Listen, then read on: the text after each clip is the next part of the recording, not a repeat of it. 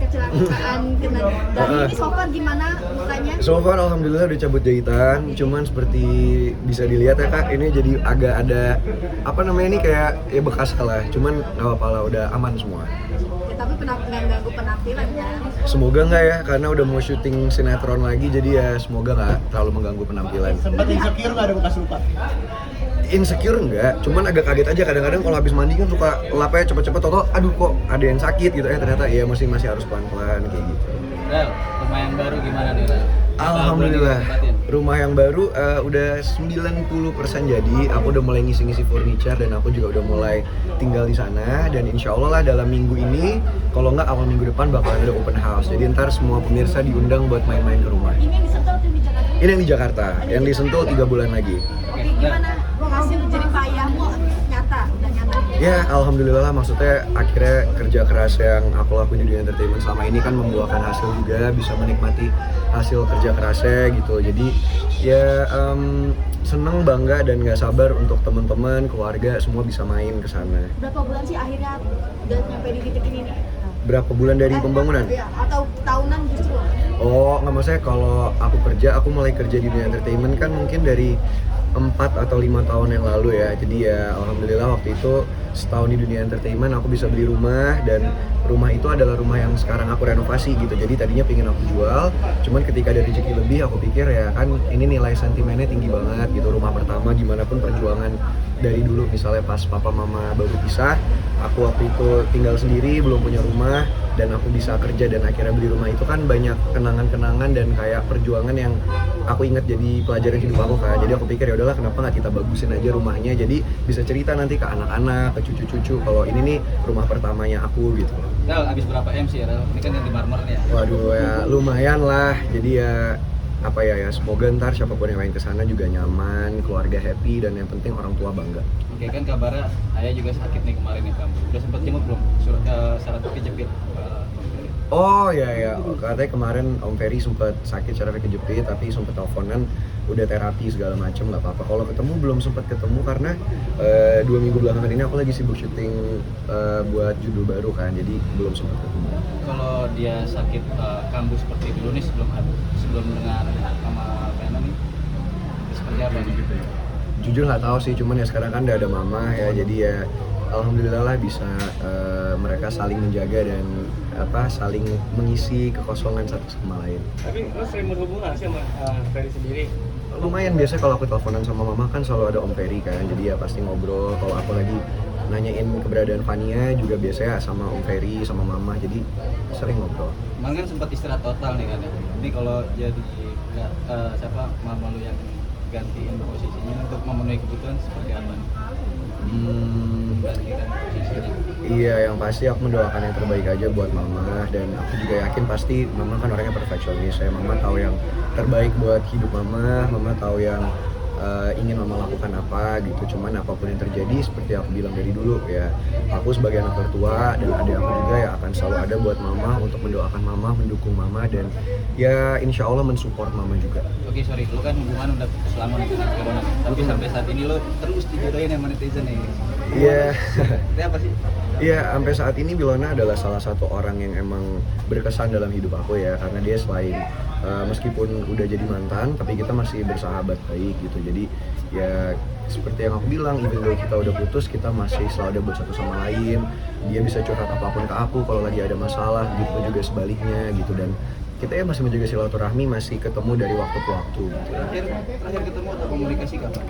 Belum lama sih terakhir ketemu, belum lama ini, mungkin bulan lalu lah, atau sebelum kita sama-sama sibuk syuting sempat ketemu, ngobrol-ngobrol gitu, ngomongin soal masa depan, soal kerjaan dan lain-lain. Kesan apa sih yang membuat nggak bisa pisah Wilona sendiri? Kesan apa gitu?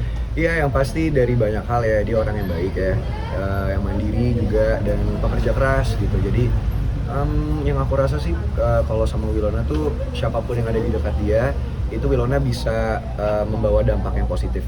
Tadi lu bilang curhat, sudah ngobrol tentang apa sih yang ngobrolin?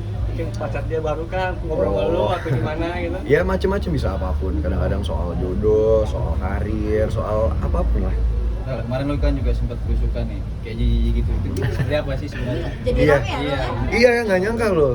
Tapi ya jadi gini, baru belakangan ini Boy Squad tuh punya acara TV terbaru. Dan acaranya itu emang konsepnya agak-agak unik gitu. Jadi kita harus berkunjung ke tempat-tempat yang mungkin belum pernah kita kunjungin sebelumnya gitu. Seperti misalnya di episode pertama ke Bantar Gerbang, yang tempat pembuangan sampah di seluruh Jakarta atau apa gitu ya. Dan itu kebetulan pertama kali kita semua ke sana gitu, dan ya kita baru tahu ternyata di sana tuh beneran tumpukan-tumpukan sampah, dan di sana banyak banget orang yang tinggal di sana gitu. Bahkan banyak pekerja-pekerja yang harus makan di atas tumpukan-tumpukan sampah itu gitu. Dan emang konsep acara itu membuat kita tuh memperlihatkan gimana sih misalnya reaksi ya kalau anak-anak yang misalnya terkesan kayak misalnya belum pernah susah gitu, kasarnya itu kayak gimana gitu. Jadi emang ya seru acaranya gitu. Cuman yang aku suka dari acara itu, kenapa kita semua setuju dan aku ambil adalah sebenarnya dari acara itu kita belajar bahwa dalam hidup ini banyak orang di luar sana yang memiliki masalah lebih berat dari kita mungkin, yang kurang seberuntung kita gitu. Dan banyak orang yang mungkin harus melakukan hal-hal yang kadang-kadang kita nggak pernah kebayang, dan mereka harus melakukan itu setiap hari demi bertahan hidup dan demi keluarganya. Dan di situ kita bisa merasa bersyukur, dan ketika kita punya rezeki lebih ya kita harus membantu sesama manusia. Mau tidak mau scene itu pada akhirnya viral di mana-mana. Dan respon lu sendiri seperti apa? Kan mungkin banyak pro kontra ya, netizen sendiri ya.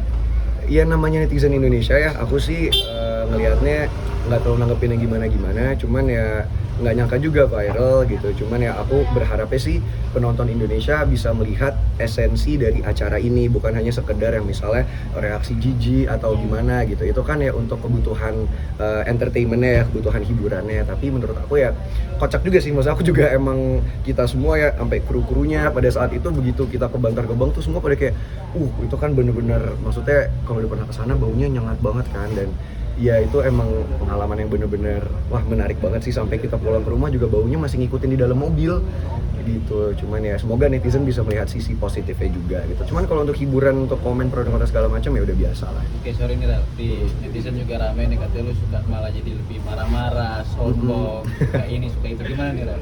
Iya, emang kebetulan di acara itu kan namanya acara TV ya, jadi ada skripnya dan emang ada tuntutan perannya gitu. Jadi iya ada gimmick ya, dan emang kebetulan di gimmick itu awalnya adalah harusnya Austin, karena kan Austin di Boy Squad dia yang waktu itu kuliahnya di luar negeri 6 tahun, dan dia yang terkenal paling tanda kutip paling kaya di antara kita semua kan. Ya, cuman pada saat itu pas yang di Bantar Gebang, Austin itu saking mualnya, saking enaknya dia nggak bisa berekspresi yang kayak di, kan kalau acara TV suka ada gimmick yang dilebay-lebayin.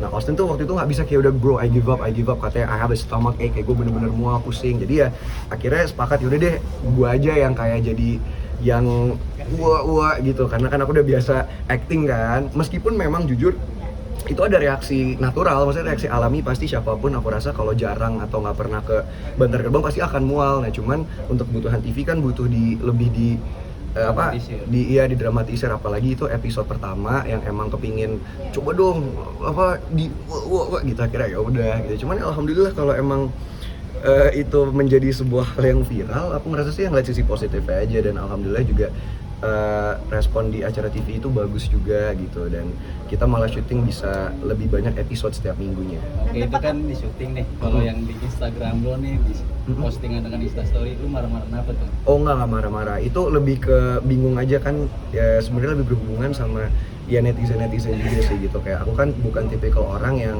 suka misalnya ngebalesin komen atau ngebacain komen, dan aku juga biasanya santai karena aku ngerasa kalau emang itu nggak benar kenapa diambil pusing gitu. Cuman makin kesini kok kayaknya gosip-gosip yang beredar makin aneh-aneh gitu, dan aku bingung aja. Maksudnya emang yang kalau kayak gini yang kocak itu siapa sih yang bikin gosipnya, apa orang-orang yang percaya sama gosipnya kayak lucu aja gitu. Jadi lagi kepingin sharing aja. Mau tidak mau terpancing ya?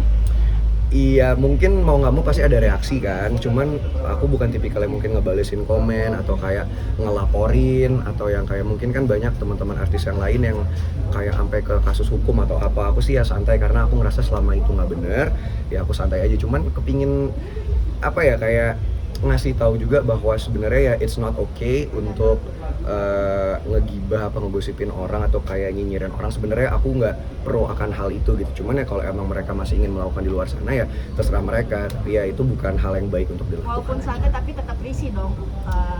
Risih pasti risih, karena gimana pun juga kan pasti semua manusia, kalau apalagi di entertainment ya, yang misalnya ada gosip macam-macam, berita macam-macam, kalau nggak risih kayak bohong deh. Kita kan punya perasaan, punya emosi ya, tapi ya hanya sekedarnya udah sesaat gitu aja, nggak akan kayak gimana-gimana juga. Toh juga di Indonesia kan berita apa ntar nutup, ntar kadang-kadang bisa dibenci, kadang-kadang bisa disayang banget. Jadi ya hal yang wajar lah, karena mama juga selalu bilang kalau kita siap untuk dicintai, siap untuk dihujat dan dibenci juga. Berarti bukan tertuju untuk satu orang atau Enggak, itu lebih kayak ke general ini aja sih, kayak apa, general realization, kayak lagi kepingin sharing di sosmed aja. Kayak biasa orang nge-tweet di Twitter kan ngetik apa ya, sama kayak gitu. Tapi artinya tipikal lo menghadapi netizen ini seperti apa sih? Kan katakan mungkin banyak pengalaman selebritis perihal menghadapi netizen yang mungkin cuitannya cukup mengganggu dan cukup parah-parah. Lalu sendiri seperti apa? Iya, kalau aku sih selama itu belum mengganggu pekerjaan aku atau mengganggu kehidupan aku di kehidupan nyata ya, aku sih masih fine-fine aja gitu. Cuman kalau misalnya itu udah mengganggu kehidupan aku sehari-hari, misalnya kayak ke keluarga aku atau ke orang tua aku, dan sampai misalnya orang-orang terdekat aku udah menanyakan, ini kenapa gini ya, mungkin ada saatnya juga kan harus mengklarifikasi apa harus pick up. Cuman kalau pada dasarnya aku dari dulu kan ya udah biasa aja, karena toh nggak bener juga, ntar lama-lama juga hilang sendiri. Ntar kalau itu nggak bener dan misalnya nggak bisa dibuktikan kan juga bakalan lewat. Jadi kayak ya udah santai-santai aja. Mau tidak mau persahabatan lu jadi ikut kecoreng ya? Artinya kan lu kan cowok-cowok semua nih sahabatan nih. Malah kocak sebenarnya gitu. Iya, malah kocak kalau emang ada berita-berita yang seperti itu, yang simpang siur seperti itu, ya gimana ya, pasti akan menjadi bahan omongan kan di pertemanan kita. Cuman pada dasarnya kalau kita emang sahabatan, kita emang tahu benernya gimana dan itu emang nggak benar, ya kita malah santai, kayak ya udah, orang nggak ada yang harus diumpet-umpetin, nggak ada yang harus di gimanain, ya udah kayak biasa aja. Oke, Rel, terakhir Kong, untuk rumah sendiri lu harus menyisihkan artinya puasa jajan atau main ke luar negeri itu berapa lama sih untuk nyampe target? Kan jor-joran nih untuk ya alhamdulillah, maksudnya aku juga bersyukur banget ada papa yang ngebantu di keuangan ya, jadi aku nggak harus yang kayak ngirit, maksudnya nggak keluar negeri, nggak kemana. Bahkan kayaknya aku tahun ini udah banyak banget keluar negeri gitu kan kemarin, cuman ya harus diimbangi dengan kerja keras juga, dengan nabung, jadi bisa mendapatkan apa yang kita inginkan. Berarti papa ikut invest juga di situ? Papa? Iya, bahkan papa kan manajer aku, jadi papa yang ngatur juga keuangan, desain rumah, bahan-bahan, papa tuh sangat involved banget. Dari mana sih nyari bahan untuk rumah yang semewah lo ini? Wah, itu nggak tahu sih, cuman kita biasanya ke pabrik-pabrik gitu, kayak misalnya ke pabrik marmer. Terus kayak hari ini sebelum syuting aku nyempetin dari pagi tuh keliling toko furniture, nyari-nyari furniture, dan itu lumayan capek banget, makanya sekarang udah lelah banget guys. Berarti memang ini udah konsepnya dari lo sendiri pure apa dari papa ada? Dari aku, jadi aku pinginnya gini. Kalau dari papa kan yang penting kak irit, kak hemat, bahannya jangan. Kalau aku enggak pak, harus gini. Jadi ya lumayan berasa pengeluarannya sekarang. Jadi untuk marmer sendiri berapa nih?